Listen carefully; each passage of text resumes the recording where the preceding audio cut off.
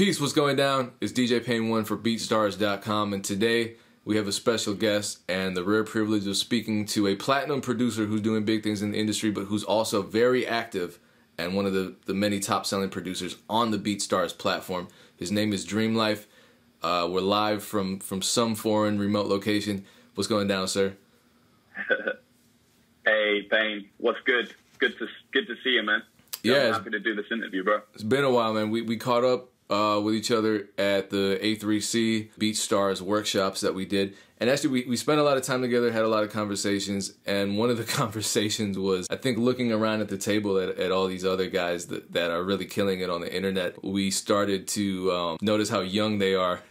And so I hate this question because it kind of dates us, but I'm going to ask it anyway. So how long have you been making beats? I mean, I definitely consider myself a little bit of an old head. Started beats and music in general when I was a kid in school. I always did music, played a little bit of the keys, tried to play the drum, and it kind of just evolved from there. I remember, I think maybe when I was 15 or 16, I got the MPC 1000 stack of records, stack of my dad's records, and literally just started flipping any sample that I thought sounded dope. Didn't really play the beats to anyone and just kind of did it as a hobby, just something, you know, that I was always naturally drawn to. It just evolved from there.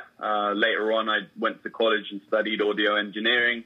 I got a bit more familiar with the recording aspects of music and naturally evolved into making beats, always massively into hip-hop, so that's kind of where it went. So just to put things into perspective for aspiring producers who feel kind of frustrated with their perceived lack of progress, how long did it take for you after you started making beats to actually get your first major placement?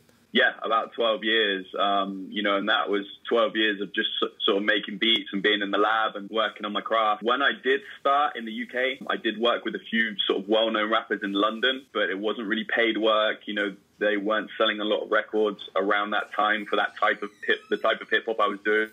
But at the time, I would have called it a placement if you asked me. So I always sort of had confidence in my own ability, but to get a big placement, it took a long time. This is important to note, just because it's so new, and especially for people like us who have been doing this for a long time, you know, before the internet era. Prior to getting your first major placement, which I believe was Kevin Gates, correct? Correct. Prior to doing that, you were still making a living off of beats, but you were doing it all through the internet. Yeah, so I started selling beats online around 4 years ago. It's about 4.5 years ago. Started a YouTube page, a profile on a couple of the beat selling marketplaces, and I was really just doing it part-time. I'd sort of sell a beat here and there, but I wasn't taking it too seriously until I started to upload more and more beats and the sales started to get a bit more regular. And then after that, I started to look into the marketing. And actually around the time that I started selling beats online,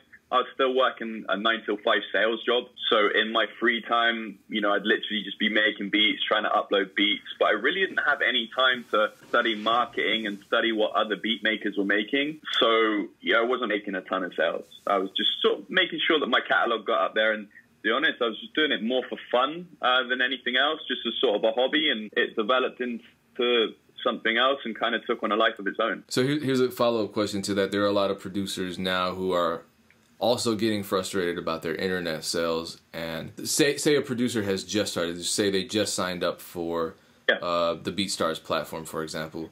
They haven't gotten a sale yet. They're starting to get a little discouraged. What advice would you give them as far as building their infrastructure to the point where they're actually getting sales and getting plays and interest in their production? Yeah, that's actually a great question. You know, I think all the top sellers now have been in that position. I certainly was there. So, you know, I can only really say what worked for me, and sort of what I concentrated on was really just creating my own lane and just making sure that I had a sound that was true to me, that I feel that I'm good at, and just really work hard on it. I think it's important to work on your strengths and get better at your strengths and trying to strengthen up your weaknesses. You know, so in other words, find a particular style that you're really good at and just work on it day in, day out. And what you'll start to do is generate your own sound, and you'll start generating a demand for people that are looking for that particular sound. The internet's a massive place, and there's people out there that are really looking for every type of beat. So you just have to find the people that are interested in the particular beats that you make, the style that you make, and market to them. It's not a short-term plan. It's definitely a long-term plan. But if you keep putting good content out in your lane, eventually people will start to find you and they'll buy beats off you based on the fact that you have your own sound. So that's the first sort of and main point that I'd make for someone that's struggling at the moment. Secondly, I see a lot of producers that complain about beat sales, but then they've only got like 15 beats in their catalog, 20 beats. And realistically, a lot of the top sellers, I mean, a lot of these guys, and we have sort of over 200 beats in our catalog, 150 beats. So I'd say you need at least 50 beats to make it worth someone coming to your page and spending time and investing their time to get to know your product. So I definitely take some time out before you start thinking about beat sales to make sure that you have the product in place.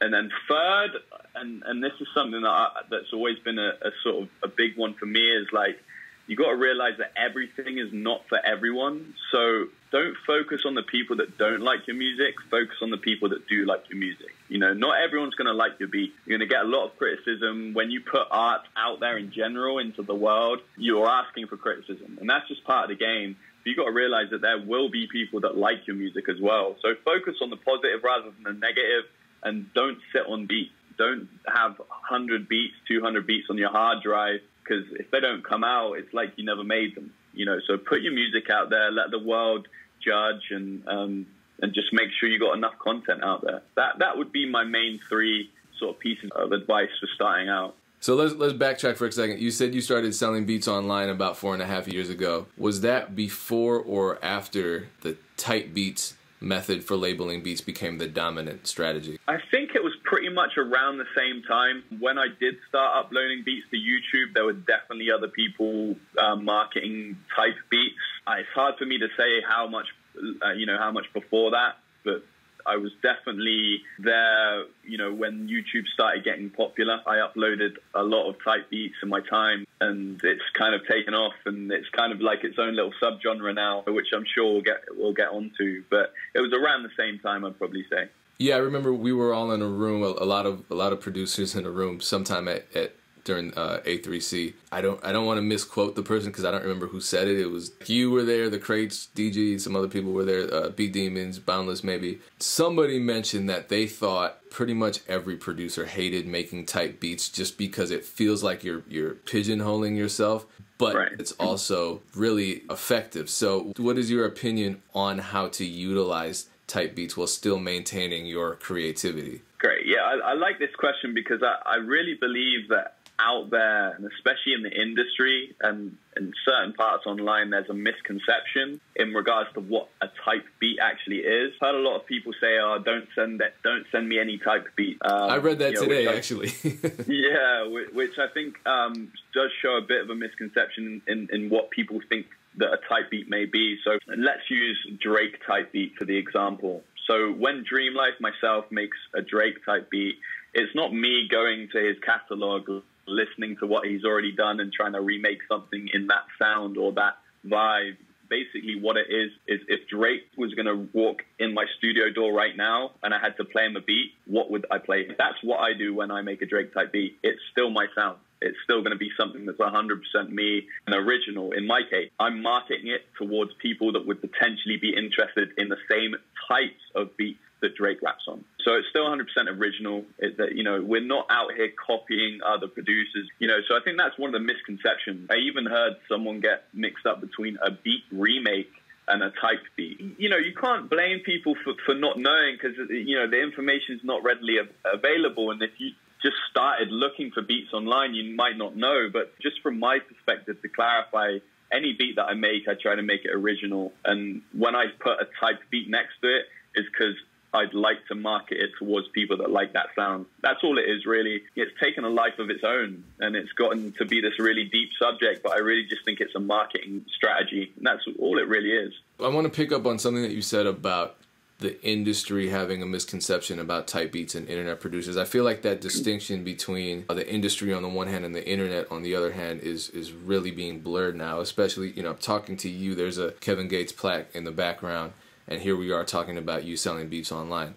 So you got people like Cash Money AP, Taz Taylor, so on and so forth, signing these high-profile publishing deals with record labels, you know, Warner Brothers, APG. It seems to me that distinction it's almost non-existent at this point. The fact that you're doing both is interesting. How did you end up getting your first industry placement? My first industry placement, as we just mentioned, was Kevin Gates. It was on the album Isla. It was actually the opening track called Not the Only One. And that was a collaboration between me and a producer out of Atlanta named Go Grizzly. We've been sending ideas back and forth for a little while. And Grizz was actually already plugged in with Kevin Gates. He'd worked on a few of his prior projects. He was able to send that to him and get that to him. And from what I understand and what I've heard, that really connected with Kevin. The song came out. I was super happy when I heard it. And I've gotten really good feedback from the track as well. And I was actually a Kevin Gates fan at the time, still am. So, you know, it was a pretty big deal for me. And I was pretty proud of the finished project. Just to be clear, and I think this is really great motivation for the aspiring producers, especially the internet producers, and it's great clarity for those who may have misconceptions. If you never got another industry placement, you would still be making a living off of doing what you love, right? By selling beats on the internet to unsigned artists. Yeah, absolutely. I think the way that I look at it personally is that for me, the music's always come first. You know, so the bottom line for me is if I can sit down every day and make the music I want to make, and get paid for doing it, that's all I really want to do. All of the placements, the plaques and the glamour and the glitz, that's all good, but I'd definitely be happy enough just sitting here making the music I want to make. It really motivates me to just work on my sound and get better and better, and also work with other producers. I really enjoy collaborating with a lot of you guys. I've collaborated with you quite often, Payne, as well. So it's a really good climate at the moment for the online producer, in my opinion. It's definitely a viable business plan to live off beats. But like I said, you just got to have your own lane. So, you know, I'm definitely happy with how it's going, and, you know, motivated to just kind of see where we can all take it, because I mean there's so many dope producers out there now, and especially online, that I'm hearing. So you got to stay motivated as well, and you know there's definitely a lot of inspirational stuff out there. Let's talk some more motivation. Then your story was really interesting when you told it to me a little while ago, which was you actually didn't have that strong of an infrastructure as far as your business was concerned. You know, your business of selling beats was concerned before you quit your job and just went all in. You know, when you're working a 9 to 5, and I'm sure all of you guys can relate to this, it's like you work your 9 to 5, you struggle through that, and then the first thing you want to do is like just turn the beat machine on and just rock out. Then to have to go and look at marketing and look at YouTube and look at SEO and look at all of that kind of stuff. For me at the time, it just wasn't something that I wanted to do, and I think my beat business starting out suffered for that.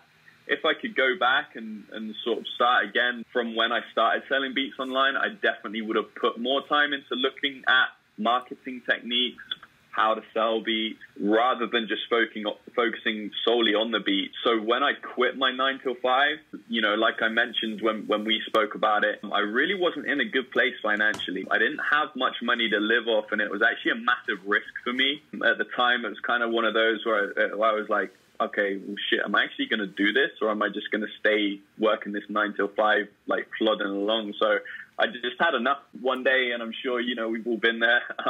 And I kind of just said, you know what, I'm just going to go all in. I put everything I had into just making beats and then figuring out how to market them. Mostly all the information that I got was from YouTube. You know, YouTube's an amazing resource in terms of marketing. Quit the job, I went all in, and things just started to fall together. My catalog got bigger.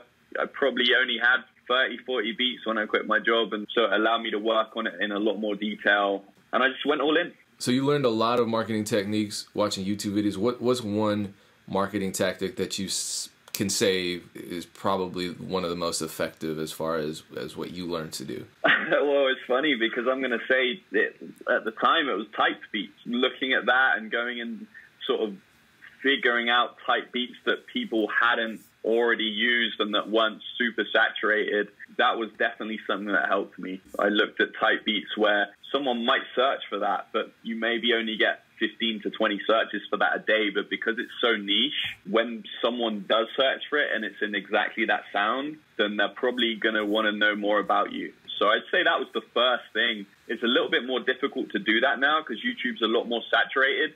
But I'd say there's definitely still some sort of open ground out there of stuff that you can tap into. So last question before we close everything out. Your geographic situation is interesting to me. You're from the UK. You started to make beats for a living, and rather than move to LA or move to New York, which is what a lot of people would tell an aspiring producer to do, you moved to Panama. The primary reason for that at the time of moving here was actually because I wanted to pick up a second language.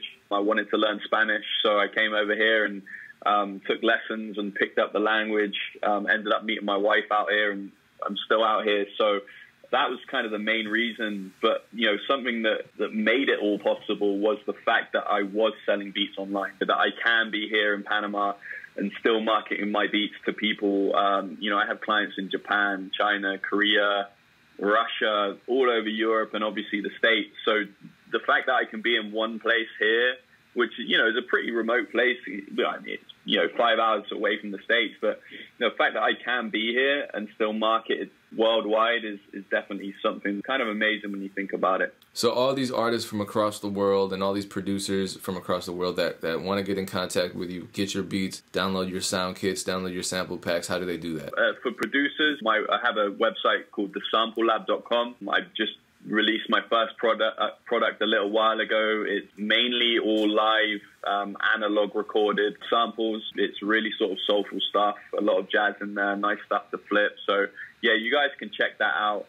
Really affordable samples. There's a lot of, you know, there's a lot of good content there.